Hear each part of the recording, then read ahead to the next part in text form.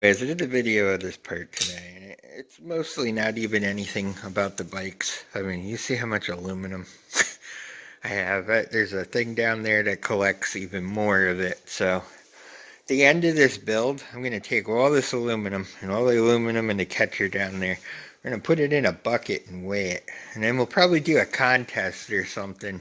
Actually see how much it weighs, and we'll do something at some point. But I've had a ton of people ask me about this mill, and they say, oh, you got a CNC machine and all that. It's really not. It's a mini mill like you would buy at Harbor Freight. This is a Grizzly brand. They call these a Seek 2 mill. When I bought this, I think they were like $400 or $500 at the time on sale. I've had this for years. I actually have my CAD files for 3D printing all the parts for these online that are free to download on Thingiverse. It's under the Little Care Bear logo. I own littlecarebear.com that was making parts for disabled children. So, yeah, all that's mine, and I still do it, and I still do it for the veterans and stuff. But anyways, I had these 3D CAD files out because people were getting into this, making these parts, and all the stuff started getting cut. That's how I got into this milling, the making one, anyways. So a bunch of people downloaded it. I leave them for free. They're still on there. You can get every file you need to make one just like this. And there's a couple of remakes that are really nice and stuff too. So, check them out, whatever. But anyways, over time, since I've really started using this a lot, I replaced a few pieces. I'll show you one second. Yeah, so you could see these were used. But anyways, I basically had a box on there like that and a plate you can 3D print. And I've actually been using these two pieces for 8 years. So my version, since I use this so much, I actually got rid of that plate. I got rid of the back plate, and I widened it a little too because these were what I had at the time and I didn't feel like cutting it. So I made it in two pieces, and that's it. They just go on and everything bolts up. But I think that came off this one actually.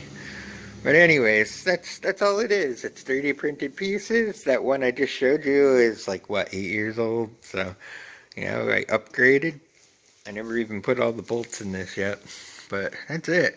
And as far as ball screws go and stuff, I do not use ball screws in this. I use the actual machine screws that come with it. The reason is ball screws need something to hold things in place. They're like a loopy screw kind of deal. And yes, they move smoother and stuff. But we're using a tiny machine, and we have steppers. And what I did is geared it 20 to 120 to use the lead screws. Those lead screws hold in place. So what I did is I got backlash nuts. And even when you're doing this stuff, you can set backlash and match and all that kind of stuff. Sorry, I'm choking.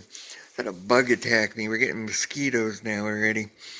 But, you can set backlash, everything. So there's no point to do all that stuff with ball screws. It's such a tiny machine. So I use lead screws. I have no problem, as you can see, and my parts come out very nice. Another thing people ask, why the hell do you use a drill? I use this to drill stuff. I use this to mill stuff. And honestly, knocking out all the columns, I just get tired of it. And people are like, well, how do you find the centers? I have every kind of center you could want. And I also get asked about the fluid that comes out of this. Is it water? It is not. Well, partly it is. It is a lithium polymer mixed stuff that keeps aluminum from sticking. I cut mostly aluminum. When you see me doing steel, you notice I'm like using a little oiler can. Well, that's because I'm putting stuff to cut steel. And that's why I don't run that. So when I'm doing like cast iron and stuff, I got to do it by hand. Now the cool stuff about this is even if you have like a titanium nitrate, this has been run through a lot of aluminum, by the way. It doesn't stick. So cool stuff, well worth it. Problem is with it, 1 gallon gets mixed to 5 gallons of water. So I have to put it's like a anti-rusting agent in it as well to make sure you don't rust your stuff. And if you see afterwards, it's like oil almost. It stains stuff like crazy. So it's actually like an oily surface left on it, and that keeps everything from rusting. So literally it's now stuck to my hand like oil. So if it explains why it doesn't rust, that's it. But I got it. It's for just cutting aluminum. It doesn't work so well for steel, so that's why, like I said, I got to do that manually. But I do mostly aluminum, so it doesn't matter. But anyways, if you see, everything makes a horrible mess cutting all this. This is literally, you know, the size of a softball. It's all the way under. The water drips, goes in, takes it down, goes down that little drain into a catch bin, and then the pump is up above it and a screened in thing that shoots the water back, and life continues. But yeah, it's 6% water, right? No, 5% water, 1% of the fluidy stuff that goes in, so. But yeah, it's just a cutting fluid. This also is a thing to remove chips, which is another purpose of it. But anyways, just so everyone wonders, that's how it is. And there's a switch back here as well. And that lets me turn off the controller in there so that I wired that in so that the computer down there can actually turn it on and off. So, alright. So here's the brains. What do you think? Controller, all digital. They're going down to a parallel port that goes in. USB powers that board to my antique, oh god, computer from like the 90s. I just use it because it needs a parallel port. It's literally 256 megabytes of RAM in this bad boy. Yeah, I know, relax. But we're literally running Windows 95, 32-bit edition, and just this program. That's it. It's match 3. And I picked that for a certain reason, because there's no pausing.